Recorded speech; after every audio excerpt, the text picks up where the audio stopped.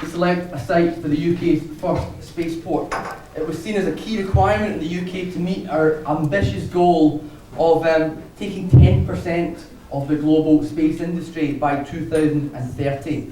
We were due to be joined today by Stuart McIntyre, one of the directors of the consortium bid. We've not long heard that unfortunately he's been struck down by illness. If you've heard of man flu, then believe me, Martian flu is way worse.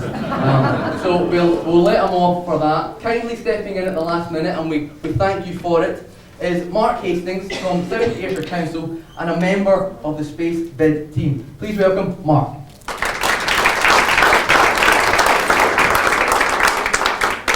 Okay, good afternoon, ladies and gentlemen.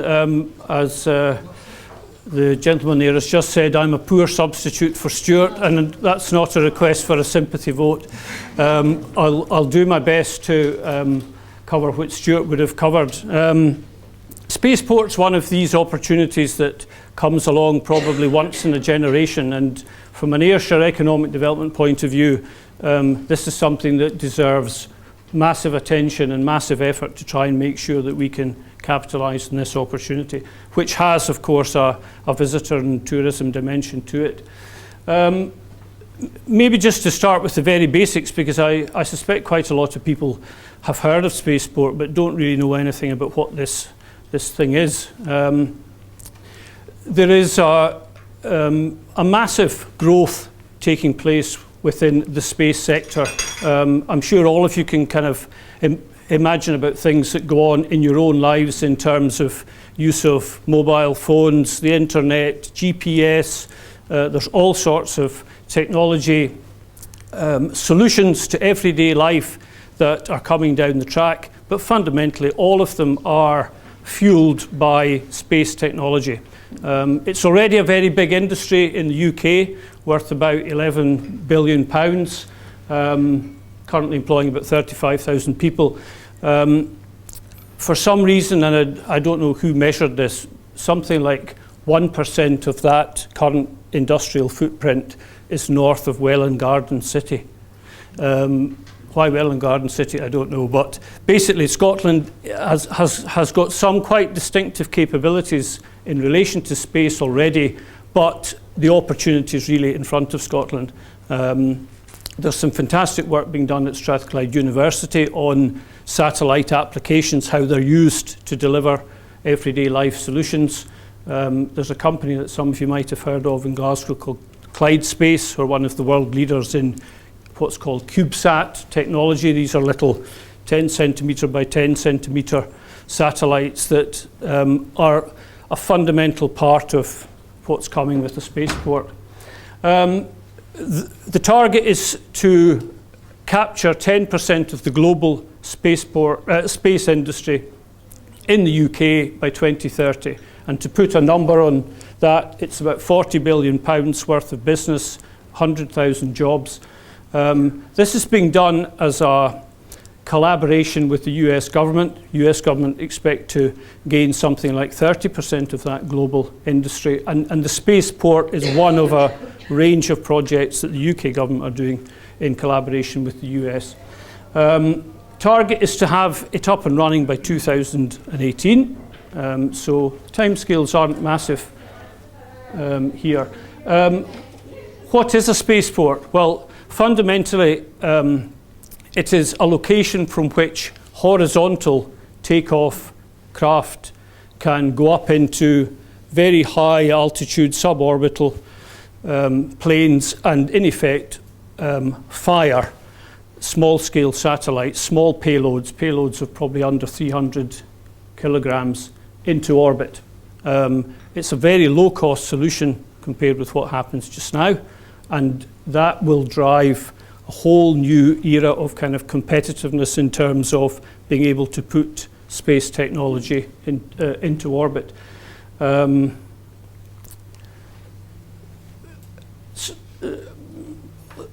The scale of the economic opportunity for Scotland is to some degree unknown. The current estimate is that there are about 110, 120 people directly involved in space industry at the moment.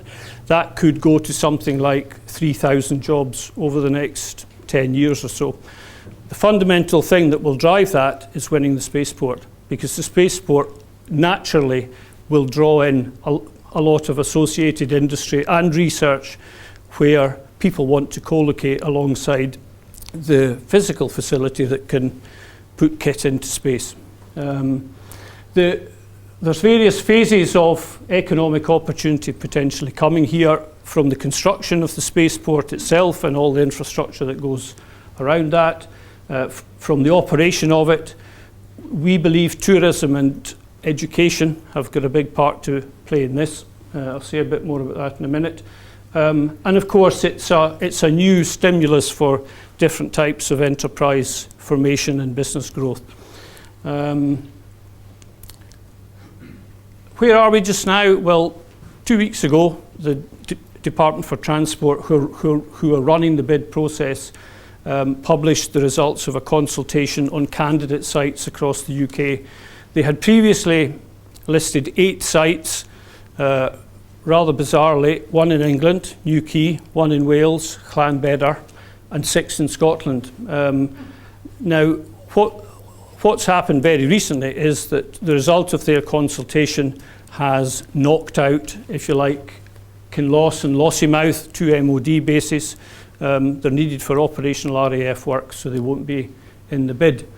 The other MOD base in Scotland, Lookers, has been offered up as a temporary site only, but the DFT have made it plain they want to select a site that has got a long-term future, because understandably there's a big capital investment in setting one of these things up, which from a Scottish point of view leaves Stornoway, Machrihanish and Prestwick. Stornoway is owned by Highlands and Islands Airports, who since the DFT announcement have said they have no interest in setting up a spaceport at Stornoway. So basically Scotland's now sitting in a situation with Prestwick and Machrihanish as the sites that are in play. What we're trying to do just now is get to a situation where, to some degree, Scotland can turn that into a little bit of a virtue, in the sense that a Scottish bid into this process could involve both locations. They're both very well placed in terms of infrastructure. 3-kilometre runway is what's sought. Machrihanish and Prestwick have both got 3-kilometre runways. The likes of Newquay has got a runway that's about 700 metres short of 3 kilometres, so big issues in some of the other sites. The timetable is still taking shape. There is no doubt there will be a big political dimension to this decision. I think one of the very important messages, though, to take away from today is that, from a Prestwick point of view, whether that site wins the bid process with the DFT or not, we see a spaceport operation at Prestwick as something that could be done anyway. It might take a little longer to get there, it might need some alternative funding solutions, but there is no fundamental reason why Prestwick can't play that role. So all the spin-off opportunities that come from a spaceport are opportunities that we need to start to think about now. They're not things that will die in a ditch if we get to Q1 of next year and the DFT say it's going to Wales or it's going to Newquay. So that's very important. I mentioned the visitor and education aspect. Hard at this stage to be overly specific about that, but this goes way beyond the the kind of Virgin Galactic type space tourism thing. There is an indication that part of winning the spaceport bid will be that UKTI, UK Trade and Investment, will deliver an operator to the spaceport. Now, that operator might be a Virgin Galactic type operator who's basically looking at space tourism. That's not likely to be massive volumes and lots of trips taking place, but it's quite high value activity. These will be high net worth individuals, generally speaking, who are willing to pay the kind of money that you have to pay. You have to do a week's training on site before you actually go on your final space flight.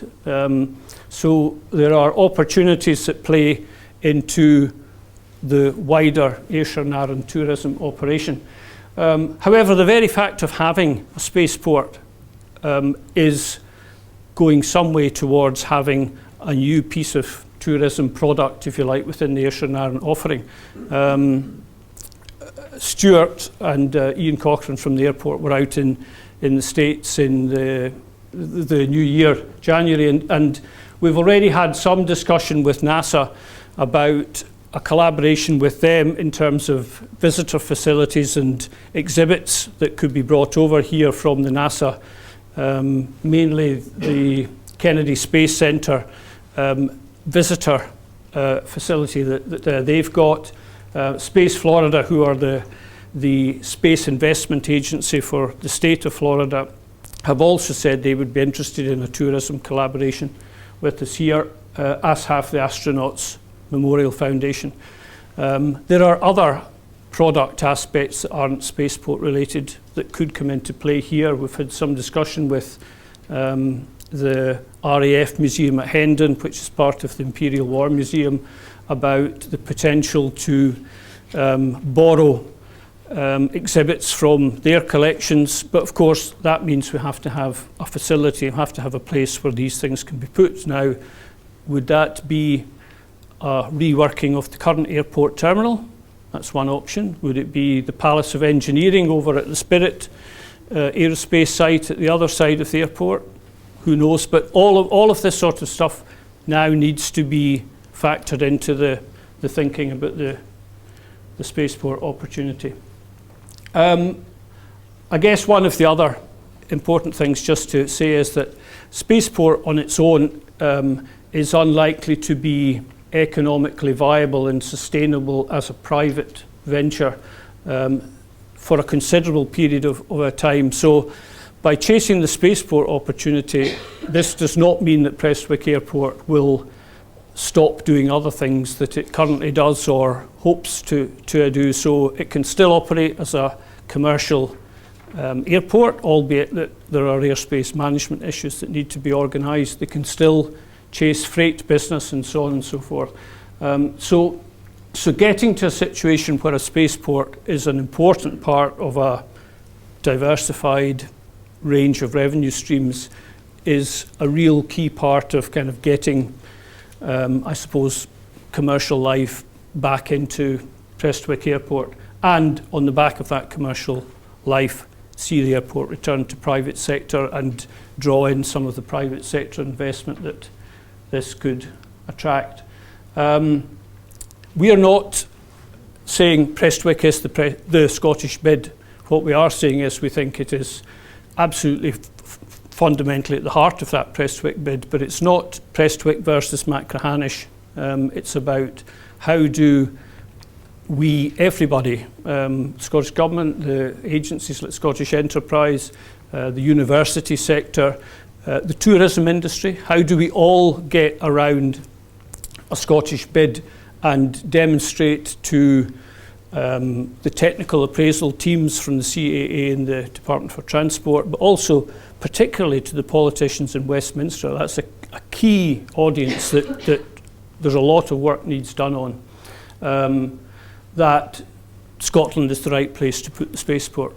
But as I say, even if we don't win the bid, we're not dropping the idea. The project's going to be chased. That's all I want to say just now. I'm happy to do my best to answer any questions. Nat. I've got one which is, apart from thank you, that's fantastic. This is the most exciting thing I've seen all day, by a long way. I know it's been some good presentations today, but clearly there's a process of convincing people that this is a good idea. And we might not have among us all the technical ability, but there's an awful lot of energy, an awful lot of connections and creativity in the tourism sector in Ayrshire. So what can we do to help in terms of to create the background noise and the sort of theatre around the story and to show that the community is really behind this? What would you like to see us do? Well, a couple of things. I think one is, at a very basic level, people to start to, I suppose, tune in and talk up this opportunity for Prestwick, this opportunity for Ayrshire and Arran, because it is significant.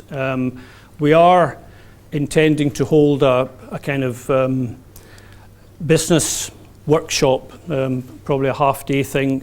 At the moment, we're looking at May, but we don't have the date set yet. And the idea of that is to try and engage industry that has an interest in this. Clearly, the tourism sector is one very important industrial group, if you like, if that's the right name to use. The aerospace companies around the airport equally are another one that need to get on board here. And we need to try to get to the point where we are able to present, if you like, a sort of coherent coalition of committed parties in the final submissions that go into the decision-making process. We haven't activated it yet, but we will be looking to get a tourism and education, visitor and education work stream up and running as part of the bid process. And I don't know whether that's through the TLG or what the route would be, but I think it would be very helpful if we could directly get some of the different stakeholders from across the industry supporting that work stream. I mean, there are, obviously the visitor tourism aspect is significant, but the education side is also important here. And more fundamentally, there will be a big opportunity for hospitality providers, accommodation providers, because of the construction and industrial footprint that potentially comes with the spaceport. Yes, sir. I wondered whether how vulnerable Prestwick's bid is and the political situation that exists at the moment. For instance, might Ministry of Defence play down the virtues of Prestwick for fear that Scotland gains its independence and takes the spaceport with it? Yeah, well, I mean, I'm not here to comment on the political situation, but I guess that is what it is. I think, well, depending what happens in early May, that may become more of a factor in the decision-making thinking. But I think we need to keep our focus at the moment on the idea that Prestwick can develop down this road, whether it wins this particular bid or not. Harder to do. It would probably need more direct engagement and support from the Scottish Government. But then again, that may be the flip side of the political coin you're talking about. If the UK government don't like it, then maybe the Scottish Government would take a more active, proactive, supportive view on it. But to some degree, we have to deal with the cards as they get dealt in May. There is a more basic issue at the moment where I think a lot of people in the Westminster community just have this kind of view that, you know, Scotland's in the back of beyond. It rains all the time. It's a rubbish place to come and live. There are very basic kind of perceptions that we need to overcome in the lobbying and the communications work that goes on while the technical bid preparation stuff goes on. Yes, sir. Twofold practical question. One, as the space tourism likely to be noisy, I note that Mackintosh is less populated, at least in a human sense, than in Prestwick. And two, how are you interacting that relative to your bid and what you've just mentioned? Is there any sound deadening measures that have to be taking place at Prestwick as opposed to Mackintosh? And is it a good idea to have a bid in an urbanised area? Yeah. Our understanding is that because of the nature of the aircraft that will be involved in horizontal takeoff, the kind of noise footprint that will come from those aircraft isn't really any different from the noise footprint that you get from a Ryanair jet taking off just now. So I think from a noise point of view, not an issue. I mean, I don't understand all the technicalities here, but some of these aircraft that are being developed just now, like the Virgin Galactic type craft, use conventional jet engines to do the the horizontal takeoff part, and then there's a kind of secondary propulsion system when they're in high orbit, or high suborbit. In terms of the population, safety is one of the areas that's going to be scrutinised very closely through the technical appraisal phase. We've already engaged over in the States with a specialist company, well, it is the world's specialist company in terms of FAA approvals of spaceports. There's 9 in the States just now.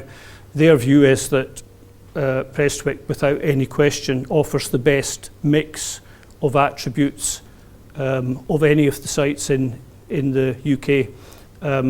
There's not a big safety issue in terms of having significant populations adjacent to the airport because of the way the aircraft are managed in terms of their flight paths and so on. And our thinking at the moment is that Machrihanish can probably play a role as a support and diversionary site. It wouldn't be where you would do all the industrial development. It wouldn't be where you would do the tourism and education bit, because you want to be close to reasonable centres of population. But it is a place where you could do some of the support services, divert aircraft if there's any problem at Prestwick on the runway at the time, and perhaps some elements of the research could be done there as well. Yeah. I'm taking it's mostly going to be commercial users when spaceport, is it for satellites and things like that? Is it? Primarily, yes. I mean, I think one of the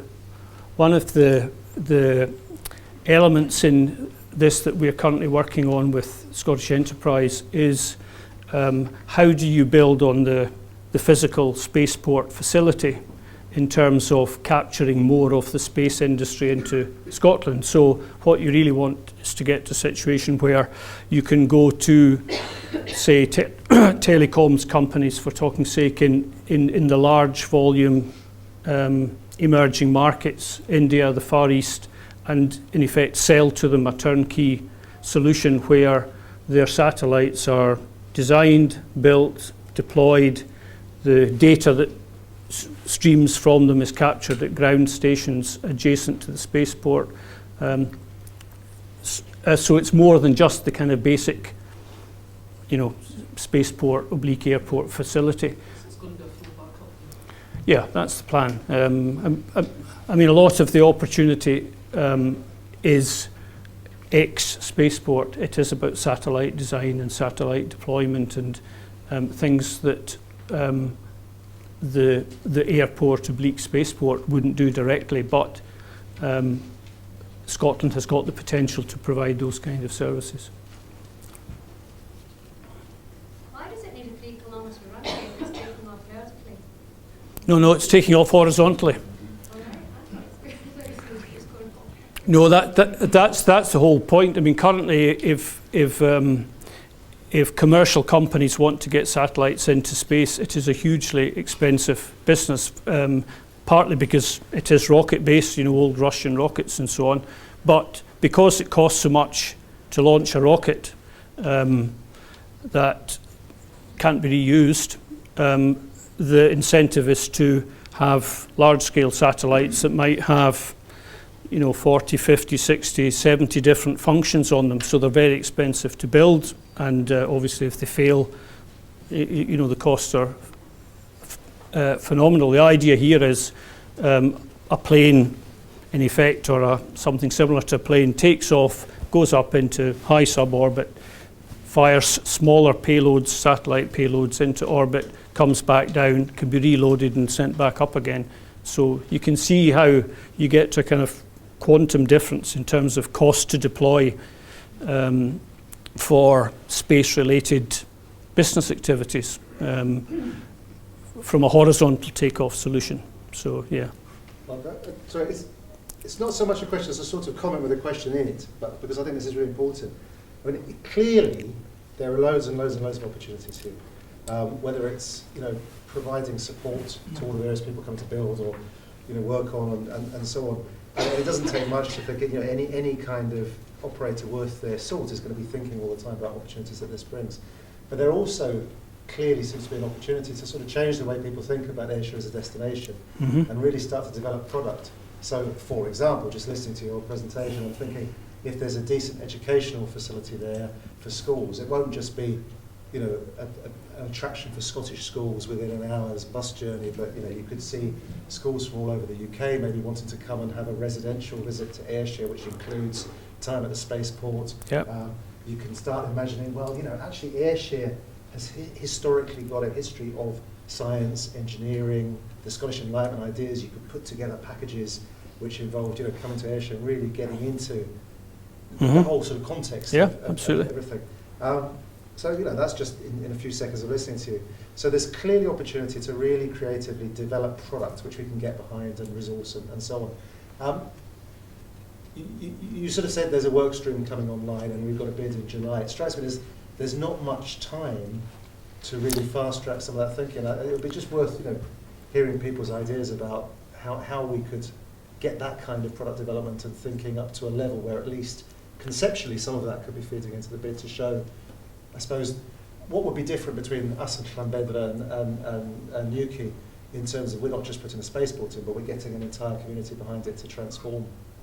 I think that is a key part of this. I mean, we have already kind of heard some feedback that the community around Newquay, for instance, aren't particularly keen on this. I don't think they particularly like the airport in the first place. So yes, there is. I mean, the timescales probably aren't as tight. I mean, we definitely need to be able to articulate that we are going to be able to develop and deliver in areas like tourism and education.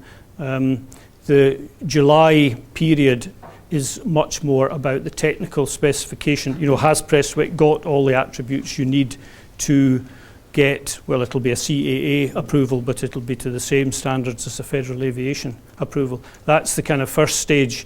If you don't tick all the boxes on the technical specification, you're out of the bid process. But then there's a second phase of the bid process where we anticipate it'll probably be about October, where those final cases get put in and a decision in Q1 of 2016. But yeah, I think if there are views and thoughts about how to get mobilised around that visitor and education piece, then absolutely, you know, the more brains there are working on this, the better, to be quite honest. Do we have like, I mean, I'm working for Prestwick, so I should know that. So like a website for Spaceport or a Facebook page for Spaceport that people would maybe comment and give feedback? Not yet, no. There's a Twitter account, I've seen that. Yeah, I mean, we need to get all of that sort of infrastructure up and running. To be honest, the real effort in the recent past has been more about, well, finding out how they make it work in the States and trying to steal a march on the competitor sites, as in Wales and England. And I think we are reasonably confident that we've got some of the basic building blocks in place to help make sure we're in the fight, if that's the way to put it. I mean, I mentioned this kind of sort of global leader in terms of advising on how you get your FAA approvals. Well, we've done a sort of exclusivity deal with them in terms of them acting as advisors to us.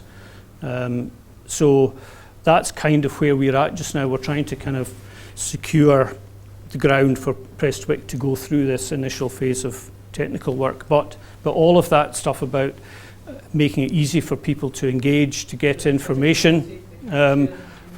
We're talking just now, there's a kind of stakeholder group that's meeting tomorrow to talk about, amongst other things, having a kind of ambassadors program where we've got people who are regularly briefed and kept informed, and they're used to target particular places where we need to exert influence. So getting all that kind of mobilised is part of the task that's in front of us just now.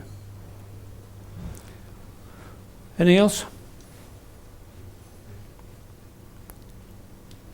Can I just say, there's 100 children going to Strathclyde Uni, the space school, for a week in June, which my son is part of.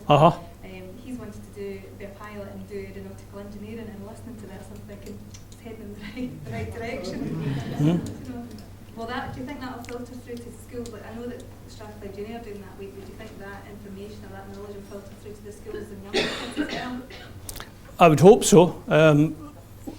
We are not at that stage yet, but I mean, I suppose a bit like Nat was saying, I mean, our kind of aspiration would be that a lot of these existing Scottish education programmes, plus some of the other stuff that could be brought over here from the States, to some degree begins to kind of, the centre of gravity for that begins to move around Prestwick and a kind of Ayrshire type centre of excellence in terms of STEM education. I mean, obviously Dumfries House are very active in terms of STEM, science, technology, engineering and maths education, and collaborating with them in terms of how do we have a space-related STEM centre of excellence in terms of education is the sort of thinking that we're looking at just now. And Strathclyde University are one of the partners who are involved in the spaceport bid now. I have to say they've been excellent so far. Okay, Brilliant. are we done? Okay.